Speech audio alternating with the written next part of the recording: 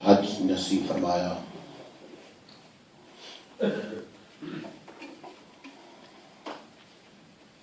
یہ ماہ مبارکہ اسلامی سال کا آخری مہینہ ہے۔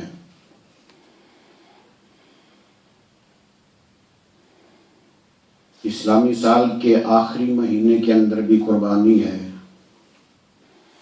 اور اسلامی سال کے پہلے مہینے کے اندر بھی قربانی ہے۔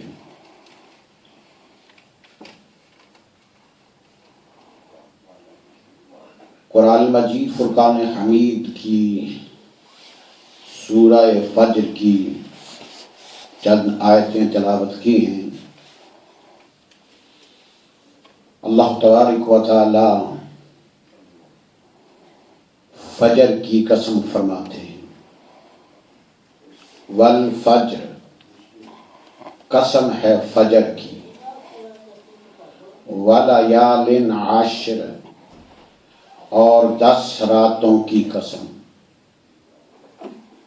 والشفع والوتر، جفت اور طاق کی قسم، واللیل اذا یسر، جب رات روشن ہو جائے، رات چل دے، هل فی ذلک قسم لذی حجر، تو اس میں عقل مندوں کے لیے وہ کیوں، حل کیا، فی ذالک ذی حجر، اس میں عقل مندوں کے لیے حکم فرمایا گیا ہے۔ حضرات گرامی، یہ ماہ مبارکہ بڑی عظمتوں والا، بڑی شان والا ماہ مبارکہ ہے۔ قرآن مجید فرماتے ہیں فجر کی قسم۔ اس میں مفسرین کرام کے بہت سے قول ہیں۔ مفسرین کرام فرماتے ہیں کہ اس کے اندر والفجر ولیال عشر کہ ہر فجر کی قسم، یا اس فجر کی قسم جس فجر کو آقا تشریف لائے، یا اس فجر کی قسم جو ذوالحج کی پہلی فجر ہے، یا اس فجر کی قسم جو محرم کی پہلی فجر ہے۔ تو مفسرین کرام نے مختلف اقوال نقل فرمائے ہیں، اور 10 راتوں کے متعلق بھی کہ یہ ذوالحج کی 10 راتوں کی قسم اللہ نے اٹھائی ہے، یا محرم کے 10 دنوں کی۔ تو اللہ تبارک و تعالی نے ان دنوں کی فضیلت کو بیان فرمایا ہے کہ اللہ تبارک و تعالی نے ذوالحج کو بڑی برکتیں عطا فرمائی ہیں۔ اس کے اندر سب سے پہلی چیز یہ ہے کہ سیدنا ابراہیم علیہ السلام، سیدنا اسماعیل علیہ السلام نے قربانیاں پیش فرمائی ہیں۔ سیدنا امام حسن و حسین نے قربانیاں پیش فرمائی ہیں، اور اہل بیت اطہار کے تمام نفوس قدسیہ نے قربانیاں پیش فرمائی ہیں۔ صحابہ کرام رضوان اللہ تعالی علیہم اجمعین نے اپنی اپنی قربانیاں پیش فرمائی ہیں۔ تو اللہ تبارک و تعالی نے اس ماہ مبارکہ کو بڑی فضیلت عطا فرمائی ہے۔ حضرت سفیان ثوری رحمت اللہ تعالی علیہ فرماتے ہیں کہ میں ایک رات قبرستان کے اندر چلا گیا، رات وہاں گزاری، تو ایک قبر سے نور نکلا،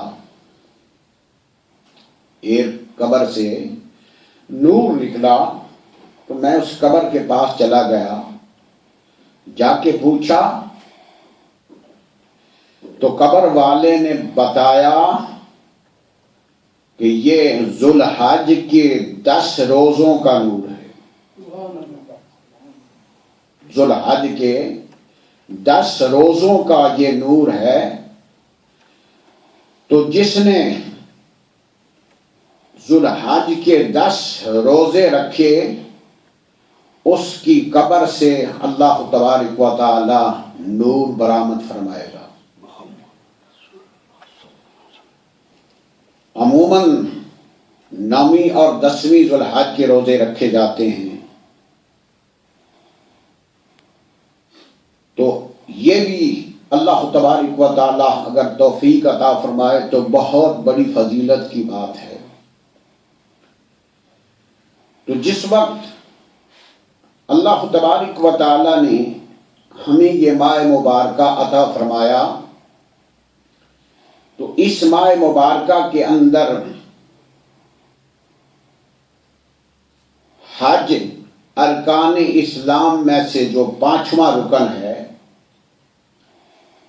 کہ مال کے ساتھ اس کا تعلق ہے اور مال بھی حلال پاکیزہ طیب حلال ہو تو اس مال سے حج فرض ہے.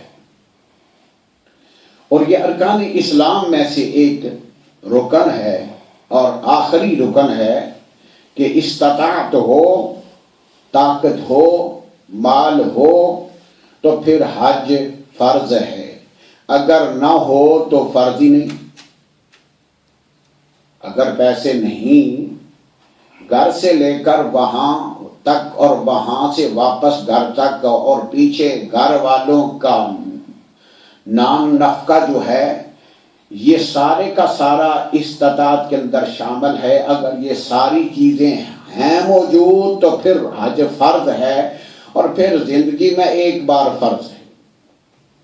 زندگی میں ایک بار حج فرض ہے. تو اگر پیسے نہیں تو حج فرض نہیں. اور پھر حلال اور طیب مال ہو تو اس سے حج فرض ہوتا ہے، نہیں تو حج فرض نہیں. پھر ایک مسئلہ ہے حج کی فرضیت کا، ایک مسئلہ ہے ادائے فرضیت کا کہ کن چیزوں سے حج فرض ہوتا ہے اور کس وقت وہ حج ادا کرنے کے لیے جا سکتا ہے، کس وقت اسے جانا ضروری ہے. تو یہ بہت لمبے مسائل ہیں. اور پھر اب ایک آدمی اللہ تبارک و تعالیٰ توفیق عطا فرمائے نماز پڑھتا ہے تو یہ اس پر فرض ہے. نماز اللہ کی طرف سے فرض کی گئی ہے. اگر 5 وقت کی نماز پڑھے گا، صلاۃ خمسہ ادا کرے گا تو وہ اللہ کا بندہ کہلوانے کا حقدار ہوتا ہے کہ وہ بندہ ہے.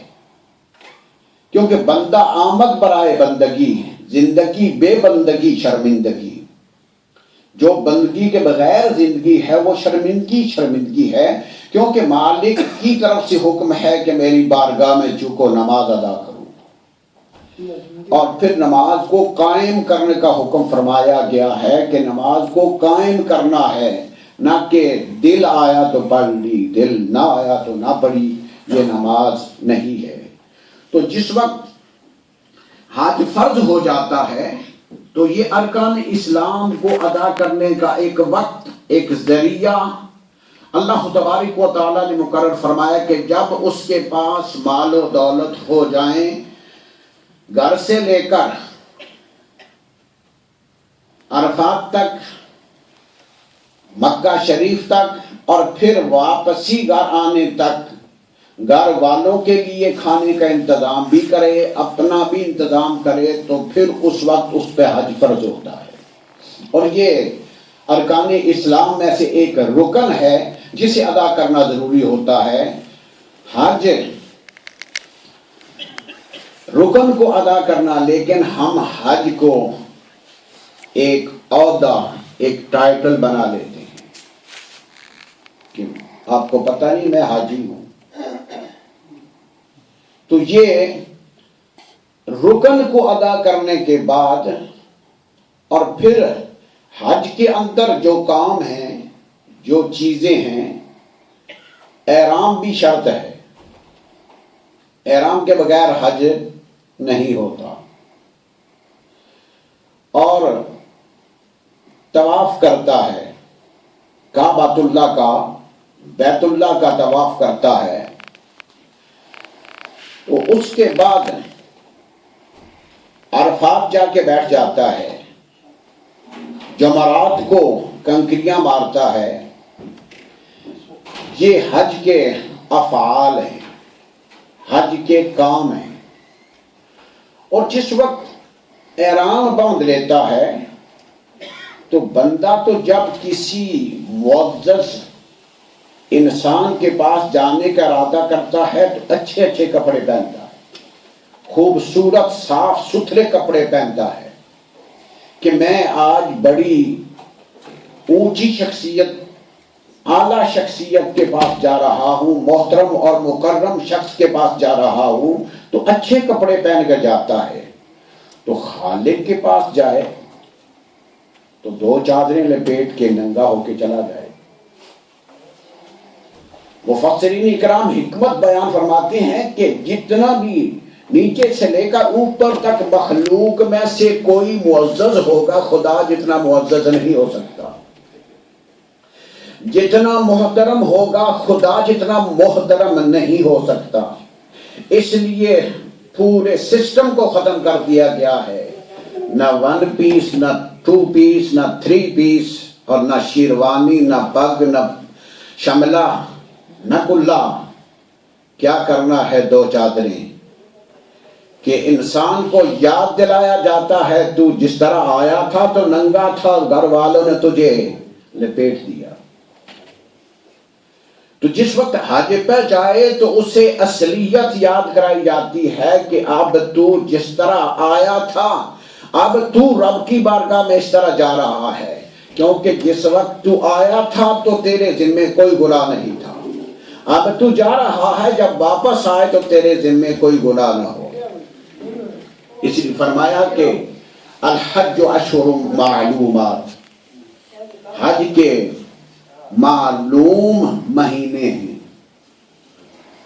فمن فرض فیہن الحج فلا رفث ولا فسوق ولا جدال فی الحج، کہ جس وقت حج کے لیے جائے تو نہ وہ رفث کرے، نہ لڑائی جھگڑا کرے، نہ جھوٹ بولے، نہ فتنہ و فساد پیدا کرے، نہ بے حیائی کی باتیں کرے. تو جس وقت یہ ساری چیزیں منع کر دی گئی ہیں تو حج پر جانے کے لیے اب چونکہ لباس کی جو انتہا ہوتی ہے وہ انسان کر چکا ہوتا ہے، اب خالق کی بارگاہ میں جا رہا ہے تو پھر وہ سادہ لباس، اور جو میت کو کفن پہنایا جاتا ہے رب کی طرف جانے کے لیے، اس جہان کے لیے، تو وہ لباس چنا گیا ہے کہ وہ لباس پہن کے جانا ہے. تو میرے دوستو، رکن پورا کرنے کے لیے حج جو فرض ہے، فرضیت ادا کرنے کے لیے جائے، اور پھر احرام کی 2 چادریں پہننے کا مقصد بڑائی نہیں ہے، تکبر و غرور نہیں ہے، اعلیٰ مرتبہ نہیں ہے. اس کے اندر اسے یاد آ جائے کہ میں جب آیا تھا تو میرے ذمے کوئی گناہ نہیں تھا، فرشتے نے ایک گناہ بھی نہیں لکھا تھا. تو جس وقت وہاں جائے تو اس کے لیے بھی، چونکہ بڑے بڑے لباس پہننے والے، خوبصورت لباس پہننے والے دنیا میں انتہا کر چکے ہیں، اب خدا کی بارگاہ میں جائے گا تو پھر کون سا لباس پہنے گا؟ تو اس لباس کو مخصوص کیا گیا ہے کہ جو پہن کے دار فانی سے جس وقت جانا ہوتا ہے عالم برزخ میں، تو وہ لباس پہن لے. تو جس وقت میرا دوست کوئی حج کا ارادہ کیا جاتا ہے تو عاجزی و انکساری، گناہوں سے توبہ، خطاؤں سے توبہ، مغفرت لے کے اور گناہوں کو بخشوا کے، اب جو خدا کی عبادت نہیں کی وہ تو خدا نے معاف کرنا ہے، جو بندے کے گناہ کیے ہیں وہ بندے سے بخشوانے ہیں۔ تو آج مسلمان اس دور کے اندر پہنچ چکا ہے کہ ماں ناراض ہے، باپ ناراض ہے، بیٹا اور بیٹی حج کر رہے ہیں۔ تو ارکان اسلام اگر استطاعت ہے اور فرضیت کو ادا کرنے کا وقت آ گیا ہے تو حج فرض پورا ہو جائے گا، لیکن حج کی جو کیفیت اور جو ضرورت ہے وہ پوری نہیں ہوتی، کہ جب حج کے لیے جائے تو پھر وہ گناہوں سے پاک لوٹے، اس طرح آئے کہ جس طرح ابھی ماں کے پیٹ سے برآمد ہوا ہے، یعنی اس کے نامہ اعمال میں ایک گناہ بھی باقی نہ ہو۔ تو اس لیے اللہ تبارک و تعالیٰ نے حج فرض کیا ہے کہ باقی 4 رکنوں کو پورا کرنے کے بعد جو 5واں رکن ہے وہ مال کے ساتھ مخصوص فرمایا گیا ہے، اور مال بھی حلال مال سے وہ حج کیا جا سکتا ہے، حرام مال سے حج نہیں کیا جا سکتا۔ تو اللہ تبارک و تعالیٰ نے حج کو بڑی فضیلت عطا فرمائی ہے، بڑی برکتیں عطا فرمائی ہیں، کہ جس وقت حج کے لیے جائے تو پھر اللہ تبارک و تعالیٰ توفیق عطا فرمائے کہ وہ حقوق اللہ تو پورے کرنے کے لیے جا رہا ہے، حقوق العباد کو پورا کر کے جائے، تاکہ ہو سکتا ہے زندگی کا یہ آخری سفر ہو تو پھر کسی بندے کا گناہ اس کے ذمے نہ ہو۔ میرے دوستوں کو حج جو چیزیں بتائی ہیں کہ کپڑے اتار دیتا ہے، 2 چادریں اوڑھ لیتا ہے، یہ کون کرتا ہے؟ ہوش و حواس قائم ہو، عقل موجود ہو، دماغ کام کرتا ہو تو کون کپڑے اتار دیتا ہے؟ تو کپڑے پاگل اتار دیتے ہیں، مجنون اتار دیتے ہیں، مجنون اتار دیتے ہیں۔ تو جس وقت وہ کپڑے اتار دیتا ہے، کام کر رہا ہے، رکن پورا کر رہا ہے حج کے لیے، لیکن جو پہلا کام ہے وہ کر رہا ہے پاگلوں والا، بھی کپڑے اتار دیے۔ پھر ایک گھر کا طواف کرتا ہے، بیت اللہ کا 7 چکر لگاتا ہے، تو چکر لگاتا ہے، اب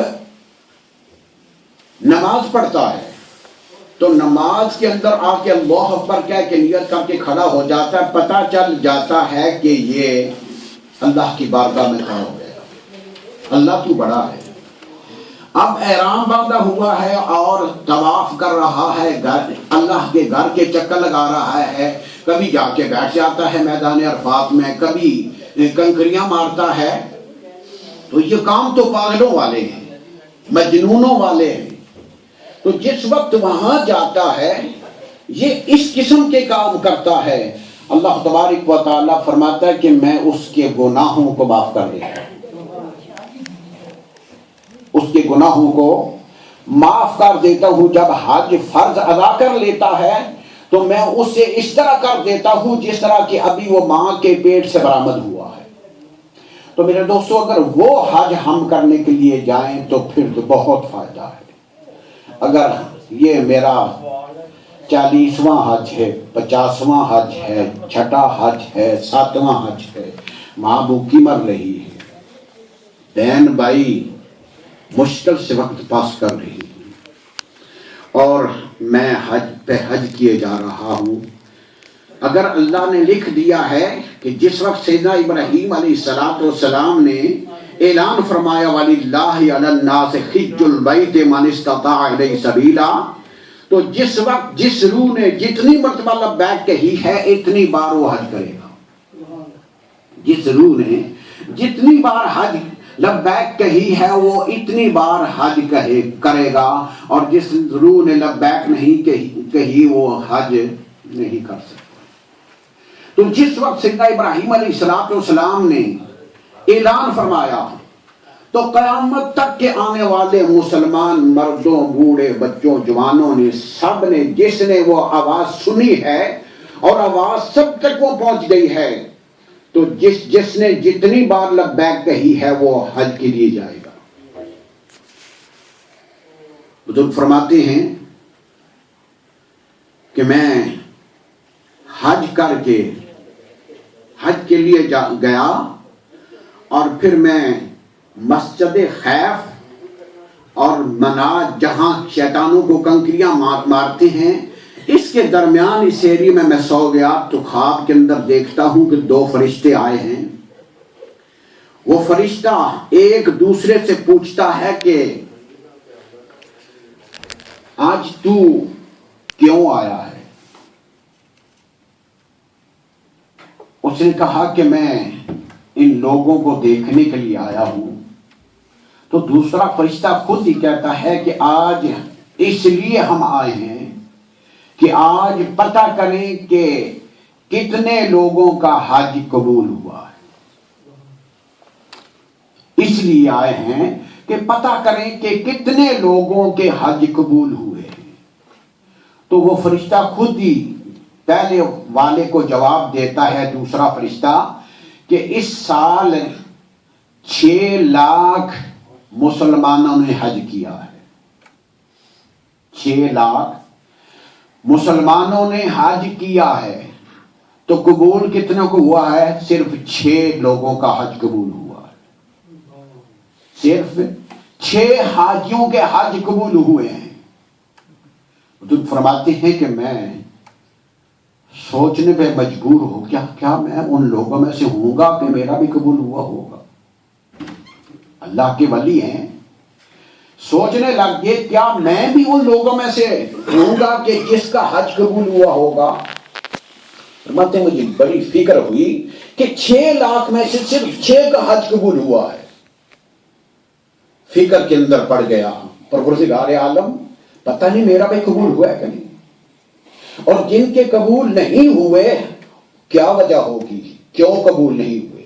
فرماتے ہیں میں دوسری رات مزدلفہ کو سویا تو وہی فرشتے آئے، آ کے وہ آپس میں بات کرنے لگے کہ آج اتنے مسلمانوں نے حج کیا ہے تو اتنوں کا قبول ہوا ہے، باقی نہیں ہوا۔ تو وہ فرشتہ جو دوسرا فرشتہ ہے وہ کہتا ہے کہ 6 لاکھ میں سے 6 کا جو قبول ہوا تھا، اللہ نے ان 6 کے صدقے میں سب کا قبول کر لیا۔ اللہ نے ان 6 کے صدقے سے سب کا قبول کر لیا ہے۔ اب میرے دوست بزرگوں، اگر یہ بات ہے تو پھر جن کا قبول نہیں ہوا تھا اس کے اندر کوئی خامی ہوگی، کوئی کمی ہوگی، کوئی خطا ہوگی، اور جو اگر قبول ہوئے ہیں تو 6 کی برکت سے 6 لاکھ کے قبول ہو گئے ہیں، تو اس سے پتہ چلتا ہے کہ کسی کی نیکی سے کسی کو فائدہ مل سکتا ہے، کسی کی وجہ سے، کسی کی وسیلے سے دوسرے کو فائدہ مل سکتا ہے۔ اگر دوسرے کو فائدہ نہ مل سکتا ہوتا تو وہ حج کا مقام ہے، مزدلفہ کا مقام ہے، عرفات کا مقام ہے، منا کا مقام ہے۔ اگر دوسرے کی مدد شامل حال شرک ہوتی تو پھر کبھی بھی یہ کام نہ ہوتا، اور پھر خدا نے پیغمبروں کو شرک کو ختم کرنے کے لیے بھیجا ہے۔ تو اس لیے میرے دوست بزرگوں، کسی کی نیکی سے، کسی کی وجہ سے، کسی کے وسیلے سے دوسرے کو فائدہ مل سکتا ہے، اور یہ شرک سے پاک ہے۔ رب ذوالجلال اپنے محبوب کا صدقہ اس ماہ مبارکہ میں زیادہ سے زیادہ نیکی و توفیق عطا فرمائے۔